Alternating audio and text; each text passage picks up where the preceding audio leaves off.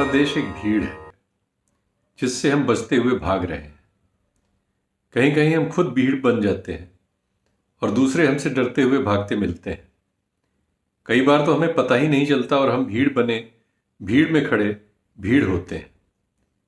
भीड़ अब कभी किसी को भी कहीं भी पीट पीट कर मार सकती है, या भीड़ में से निकलकर कोई किसी दूसरी भीड़ पर गोलियां बरसा सकता है, बम फोड़ सकता है, घर दुकान कार मोटर में आग लगा सकता है।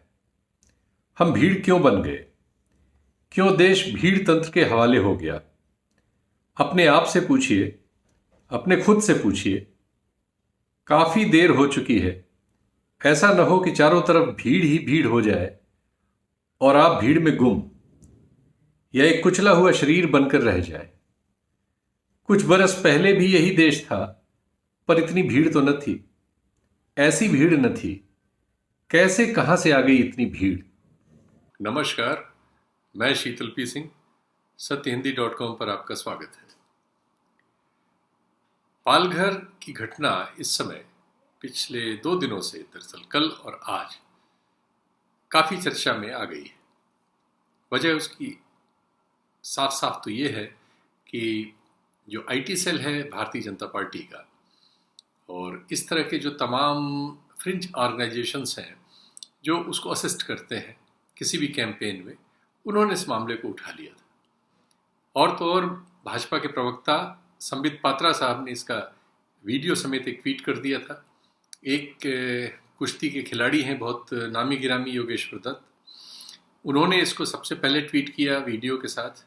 उसके बाद वो सारे लोग जो ऐसे मामलों में बीजेपी के पक्ष में, या आप कह सकते हैं कि एक हिंदूवादी विचारधारा के पक्ष में लिखते पढ़ते बोलते रहे हैं, वो सब सामने आ गए थे। अब मैं आपको ले चलता हूं एक दूसरी घटना जो सिर्फ 2 साल पहले जुलाई में घटी थी। ये रिपोर्ट हुई थी 1 जुलाई 2018 को, और 1-2 दिन पहले उसकी घटी थी ये। उस समय मुंबई में और महाराष्ट्र में भारतीय जनता पार्टी की सरकार थी। फडणवीस साहब चीफ मिनिस्टर थे, और ये महाराष्ट्र का एक जिला है धुले। धुले नाम के जिले में एक ग्रामीण इलाके में ही घटी थी। धुले से काफ़ी दूर आदिवासियों का इलाका है, और इसे रिपोर्ट किया था पंकज पी खेलकर ने। ये एक संवाददाता है इंडिया टुडे के, उन्होंने इसको रिपोर्ट किया था। और वैसे उस समय के लगभग सारे अखबारों में ये कवर हुई थी, लेकिन उसी तरह से जैसे ये घटना जो अभी हुई है ये कवर हुई है। उस घटना में क्या हुआ था कि एक बच्चा चोरी की अफवाह आदिवासियों के बीच फैली हुई थी, और एक छोटा सा धार्मिक सेक्ट है जो गाता बजाता भी है और भिक्षा वगैरह मांगता भी है और साधुओं जैसा ही रहता है। तो वो जो है एक इस ट्राइबल इलाके में रात में जाके रुका था, और उन लोगों को नाथ गोसाई कहते हैं। नाथ गोसावी, नाथ गोसाई, गोसावी कहते हैं महाराष्ट्र में, गोसाई कहते हैं उत्तर भारत में इस तरफ। तो ये जो गोसाई संप्रदाय के 5 लोग थे जो भिक्षाटन और एक धार्मिक प्रचार प्रसार और कुछ मिला जुला सा एक कंपोजिशन होता है उनका, ये सब करते हैं। ये वहाँ एक गांव में रुके थे। अगले दिन जब ये अपने काम के लिए निकले तो उसी तरह से एक उत्तेजित भीड़ उनको मिली, जिनके दिमाग में ये था कि बच्चों की चोरियां हो रही हैं और उसमें कोई गिरोह काम कर रहा है, और उसको लेके एक सनसनी फैली हुई थी। रेन पाड़ा विलेज है ये धुले जिले का, और भीड़ ने इनको पकड़ लिया। इन्होंने अपनी सफाइयां दी होंगी, लेकिन इनकी सफाई नहीं सुनी गई, और इन 5 को पीट पीट कर भीड़ ने मार डाला। ये घटना हुई थी, मैंने आपको बताया 2018 में, तब बीजेपी की सरकार थी। घटना के बाद पुलिस वहां पहुंची। 250 के करीब गांव के रहने वाले गांव छोड़कर भाग गए पुलिस को देख के, और करीब 15 लोगों को पुलिस ने राउंड अप किया और उनको वो ले गई। उस जमाने के एसपी वहां थे, एम राम कुमार, धुले के एसपी थे। उन्होंने बताया कि लोग गांव छोड़कर भाग गए थे, तो हम कुल 15 लोगों को डिटेन कर पाए हैं भी, और इसकी जांच चल रही है। और उन्होंने वही और उसी जैसा बयान दिया था जैसा अब पुलिस अधिकारी या जिसे कहा जाए कि सरकार के प्रतिनिधि बयान दे रहे हैं। उस समय दीपक केसरकर ये राज्य मंत्री थे गृह विभाग के, और उन्होंने सबसे वही अपील की थी कि साहब इसमें जो है आप अफवाहों पर ध्यान न दें और पुलिस कार्रवाई कर रही है और इसके उच्च स्तरीय जांच होगी। लगभग मिलता जुलता बयान पालघर में 2 साधुओं की हत्या पर इस समय की जो सरकार है उसके लोगों ने भी किया है और कार्रवाई भी मिलती जुलती है, थोड़ी ज़्यादा प्रॉम्प्ट कह सकते हैं कि 110 लोगों को राउंड अप कर लिया है, इन्होंने गिरफ्तार कर लिया है। तो ये एक फर्क है, लेकिन दोनों घटनाएं एक जैसी हैं, दोनों के पीछे अफवाह है, दोनों में जो लोग शामिल रहे हैं वो एकदम ग्रामीण लोग हैं, आदिवासी पृष्ठभूमि से मिलते जुलते हैं। इस घटना में भी पिछले में तो एकदम आदिवासी ही थे और दोनों में शक के आधार पर कुछ लोगों को पीट पीट कर मार डाला गया है। एक और फर्क है इस नई घटना में जो पालघर में हुई है, उसमें यह है कि इस घटना में वहां पर पुलिस के कुछ लोग पहुंच गए थे, लेकिन जब 200-300 की भीड़ हो, हिंसक हो, उसके हाथ में औजार हो, पीटने मारने के पत्थर हो, डंडे हो, तो आप 3-4 कांस्टेबल से या 2-3 कांस्टेबल से किसी बड़े करिश्मे की उम्मीद नहीं कर सकते। हमें नहीं मालूम कि उनके पास क्या हथियार थे क्या नहीं थे और उन हथियारों का प्रयोग करने की स्थिति थी कि नहीं थी, तो हम इसमें अभी कुछ नहीं कह सकते क्योंकि इसकी जांच होगी तो पता लगेगा। हम जो देख रहे हैं, जो वीडियोस उपलब्ध हैं, उससे ये पता लगता है कि पुलिस वहां अपनी जान बचाती हुई नजर आ रही है और जो लोग पुलिस के जरिए अपनी जान बचाना चाह रहे थे उनसे पुलिस वहां पिंड छुड़ा रही थी। उसको अलग अलग तरह से लोगों ने पेश किया, लेकिन जो वीडियो से सामान्यतः नजर आता है वो ये है। अब देखिए कि ये जो कुछ कल हुआ वो क्या हुआ। ये घटना तो 17 की है, 16 की है, 17 को रिपोर्ट हुई है। 17 को पीटीआई की ये न्यूज़ थी, क्योंकि जो जिस कस्बे की ये घटना है वहाँ का जो मेन मतलब जो क्षेत्र है पालघर, जो डिस्ट्रिक्ट सेंटर है, वहाँ से ये 100 किलोमीटर से भी ज़्यादा दूर की एक जगह है। और इस गांव में जो प्रधान है, ग्राम प्रधान जो एक महिला है, वो भारतीय जनता पार्टी की है। जो ग्राम सभा है उस पर भारतीय जनता पार्टी का नियंत्रण है और इस केस में वो मुलजिम भी बनाई गई हैं। जो प्रधान है, वो ग्राम प्रधान, वो राउंड अप की गई हैं। जो 110 लोग हैं जिसमें 9 बच्चे हैं और 101 वयस्क हैं, उसमें वो भी शामिल हैं। तो ये जो गांव है ये हिंदुओं का ही गांव है, नंबर 1 तो। लेकिन जो कल पूरा प्रचार हुआ पहले राउंड में, जिसमें पात्रा साहब शामिल हैं और बाकी लोग शामिल हैं, वो सारा का सारा प्रचार इस आधार पर था कि किसी मुस्लिम भीड़ ने, ये सीधे नहीं कहा गया लेकिन जो इनके फॉलोअप थे उनमें सब जगह वो उपलब्ध था। और उसमें हम पाते हैं कि साफ साफ एकाध लोगों ने, जैसे अशोक पंडित हैं जो सिनेमा वगैरह बनाने के तौर पर जाने जाते हैं और फिल्म इंडस्ट्री से भारतीय जनता पार्टी, कश्मीरी मुद्दे पर, मोदी जी के मुद्दे पर और ट्विटर पर बहुत सक्रिय रहते हैं और एक बहुत बड़ा फेमस नाम है।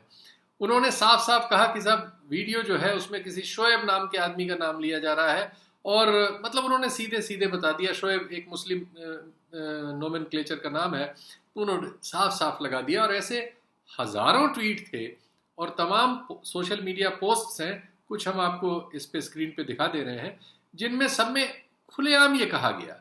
तो पहले राउंड में ये चालाकी से पेश किया गया कि जो बड़े और शीर्ष नेता हैं वो गोलमोल सी बात करेंगे और नीचे का जो फॉलोअर है वो एकदम फैलाएगा कि ये मुसलमानों की एक भीड़ ने 2 हिंदू साधुओं को पीट पीट कर मार डाला पुलिस की मिली भगत से। ये चीज वहां पे सामने पहले कल फैलाई गई। व्हाट्सएप पर तो चूंकि हम लोग उसको सबूत के तौर पे नहीं दिखा सकते आपको, लेकिन व्हाट्सएप पे तो बहुत गंदे तरीके से इसको वो करोड़ों लोगों में फैलाने की सामर्थ्य रखते हैं और उन्होंने इसको फैलाया। जो वातावरण देश में लगातार बनाया जा रहा है और जिस तरह से वातावरण पर नियंत्रण है उन लोगों का जो इस देश में हिंदू मुस्लिम के बीच घृणा के प्रचार प्रसार में लगे हुए हैं, जिनकी व्हाट्सएप फैक्ट्री और जिनका ट्विटर और फेसबुक इत्यादि पर जो नियंत्रण है, जितनी बड़ी संख्या में नियंत्रण है, उनकी एक कॉल पर जितने ज़्यादा लोग एकाएक कूद पड़ते हैं और एकाएक किसी भी खबर को एक लहर में बदल देते हैं, सबको उसमें शामिल कर लेते हैं, वो सामर्थ्य इतनी है कि आप उसको बहुत सारी घटनाओं में देख सकते हैं। लेकिन अब उसके बहुत सारे दुष्परिणाम भी आना शुरू हुए हैं। नंबर 1 तो ये हुआ है कि सारी दुनिया में भारतीय और उसमें से जो हिंदू भारतीय है, अब उन पर दुनिया में नजर रखी जाने लगी है। सभी किस्म के लोग क्रिश्चियंस हो, मुस्लिम्स हो, लिबरल हो, डेमोक्रेटिक हो, सबकी आंख में अब वो आने लगे हैं। अभी बहुत ताज़ा मामला आज का ही है। एक भारतीय जनता पार्टी के कर्नाटक से युवा सांसद हैं तेजस्वी सूर्या। आज उन्होंने अपने 2015 के एक ट्वीट पर माफी मांगी है। वो ट्वीट किसी भारत की घटना से संबंधित नहीं था। वो ट्वीट सऊदी अरब की महिलाओं के बारे में था। बहुत विभत्स है, मैं उसका जिक्र नहीं करूंगा, आप उसके डिटेल्स खुद देख लीजिएगा। लेकिन जो भी था, मतलब बुरा था। उसकी आलोचना बाहर से शुरू हुई। बाहर के बहुत सारे गल्फ कंट्रीज वगैरह में रहने वाले अब मुस्लिम डायस्पोरा के लोग उन सब चीज़ों को देखने लगे हैं और वहाँ के पत्रकारों वगैरह ने उसको मुद्दा बनाया और प्रधानमंत्री को सीधे सीधे लिखा। नतीजा ये हुआ कि आज उन्होंने हाथ जोड़कर माफी मांगते हुए अपनी प्रोफाइल बदली है और माफी मांगी है उसके लिए और उस ट्वीट को हटा लिया है। लगभग सब वॉच किए जा रहे हैं कि वो फेसबुक पर क्या लिखते हैं, ट्विटर पर क्या लिखते हैं, इस्लाम के बारे में क्या लिखते हैं और जो गाली गलौज वगैरह करते हैं तो क्या करते हैं। तो ये अपने आप को उन्होंने एक तरह से आमंत्रित कर लिया है अब स्क्रूटनी के लिए और उनकी अपनी नौकरियां, व्यवसाय और सुरक्षा, सब चीजों पर वो अपने आप को खतरे में डालने में सफल रहे, मैं ये कहूंगा। लेकिन भारत में रहने पर तो आप सुरक्षित हैं, उस स्थिति का आप दुरुपयोग कर रहे हैं। आपकी स्थिति ये हो गई है, प्रधानमंत्री ने अभी जो एक दिन पहले कहा है उसको भी कोई स्वीकार करने को तैयार नहीं है। देश के प्रधानमंत्री एक संवैधानिक पद पर है, उनको दुनिया के ऐसे बहुत सारे फोरम्स पर और देश के भी बहुत सारे फोरम्स पर जवाबदेही उनकी है। उनके लिए इतना आसान नहीं है कि वो उन लोगों के साथ जबान में ताल से ताल मिला सकें या ट्वीट में ताल से ताल मिला सकें जिनको वो वैसे फॉलो करते हैं और जो उनको फॉलो करते हैं और जो उनके प्रशंसक हैं और जिनके वो प्रशंसक हैं। ये होना तो आसान है लेकिन ये करना आसान नहीं है। इसलिए प्रधानमंत्री जी ने वो बात की जो संविधान उनसे बात करने के लिए कहता है, लेकिन उसको अब उनका वो वर्ग जो उनके लिए लाठी गोली चला रहा है वो स्वीकार नहीं करने को तैयार है। शेफाली वैद्या एक ऐसा ही नाम है जो ट्विटर पे होंगे वो सब जानते होंगे। ये बहुत बड़ी ट्रोल है और बीजेपी और प्रधानमंत्री और हिंदूवाद, आप ये कह सकते हैं सांप्रदायिकता, आरएसएस, इन सब चीजों के लिए लाठी चलाती रहती है दिन भर, 24 घंटे इनका यही काम है। शेफाली वैद्या ने प्रधानमंत्री के बयान की आलोचना की है, स्क्रीन पर देखिए। उनको बर्दाश्त नहीं कि प्रधानमंत्री ऐसा बयान दे जो संविधान सम्मत है। एक दूसरे सज्जन जो उनके सपोर्टर हैं उनका बयान तो आप, वो तो कह रहे हैं प्रधानमंत्री जी ये क्या सेकुलर सेकुलर कर रहे हैं आप, इसके लिए थोड़ी हमने आपको चुना था। तो स्थिति ये है कि अपनी संवैधानिक जिम्मेदारी निभाने के लिए प्रधानमंत्री, गृह मंत्री या अन्य लोग जो वहां पर हैं उनके लिए बहुत मुश्किल है कि वो अपने फॉलोअर्स के साथ ताल में ताल बिठा सकें, क्योंकि वो कड़वाहट इतनी उन्होंने उनके अंदर भर दी है कि वो अब कुछ भी सहन, एक तरह से कहिए मतलब कोई भी समझौते के लिए तैयार नहीं है। वो उग्र से उग्र होना चाहते हैं। तो ये रास्ता है जो गलत राह पे जाता है। इसको तमाम दानिश्वर, तमाम लेखक, तमाम पत्रकार, तमाम दुनिया के लोग कहते रहे हैं। अब वो धीरे धीरे भंवर बड़ा होता नजर आ रहा है, ऐसा हमें लगता है। कल शाम झारखंड में फिर एक घटना हुई है जिसमें अल्पसंख्यक समुदाय के एक लड़के को कुछ लोगों ने चोर वगैरह ही समझ के और फिर या इस तरह की किसी बात पर पकड़ लिया, उसे पीटा पाटा है, जान से नहीं मारा। इस लिहाज से आप कह सकते हैं कि फिर भी एक कुछ संतुलन बना रहा। उसका सिर के बाल मूड दिए और पिटाई की और बात दिया, लेकिन फिर भी उसे जान से नहीं मारा, बात इतने पर ही रुक गई। तो हमारे देश में जब हम लोकतांत्रिक मूल्यों की और बातचीत करने की, संवाद की हत्या करेंगे और इस तरह के गिरोह बन जाएंगे जिसमें लाखों लोग होंगे जो किसी पत्रकार को, किसी लेखक को, किसी साहित्यकार को, किसी राजनेता को, किसी राजनीतिक दल को, किसी व्यक्ति को निशाना बनाएंगे, तो उससे ऐसे लोग पैदा होंगे, ऐसी घटनाएं पैदा होंगी जिन घटनाओं में एक समय में तमाम हमारे यहाँ कलबुर्गी साहब थे, पानसारे साहब थे, दाभोलकर साहब थे, गौरी लंकेश थी, उनकी हत्या करने वाले गिरोह सामने आ गए। ऐसे बहुत सी भीड़ पैदा हो गई जिन्होंने बहुत सारे लोगों को बिना कोई उनकी बात सुने पीट पीट कर मार डाला। और इससे भीड़ और इस तरह के लोग कानून कायदे को, लोगों के बारे में फैसला करने के अधिकार को अपने हाथ में ले लिया करेंगे और ये हमें मतलब पीछे मध्य युग में ले जा रहा है। ऐसा अफ्रीका वगैरह के कुछ बिल्कुल लॉलेस देशों में होता है, लेकिन हमारे देश में भी एक बड़े हिस्से में इसको स्वीकृति मिली हुई थी और इस तरह को स्वीकृति दी जा रही थी। ये चीज़ें किसी भी समाज को बहुत ज़्यादा नुकसान करती हैं, उसे जंगली बनाती हैं, उसे हिंस्र बनाती हैं, उसमें तर्क को ख़त्म करती हैं, उसमें तरक्की को ख़त्म करती हैं। तो हम सब लोगों के लिए ज़रूरी है कि इन बातों पर गंभीरता से सामने आएं और इनको रोकने के प्रयासों में अपना हाथ लगाएं, न कि इनको बढ़ाने के। इसी के साथ इस कार्यक्रम को यहाँ समेटेंगे।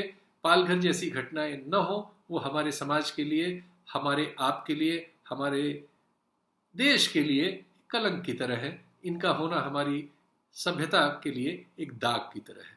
नमस्कार, धन्यवाद। सत्य हिंदी के और वीडियोस को देखने के लिए हमारे YouTube चैनल को सब्सक्राइब करें और सीधे नोटिफिकेशन पाने के लिए बेल आइकन दबाएं।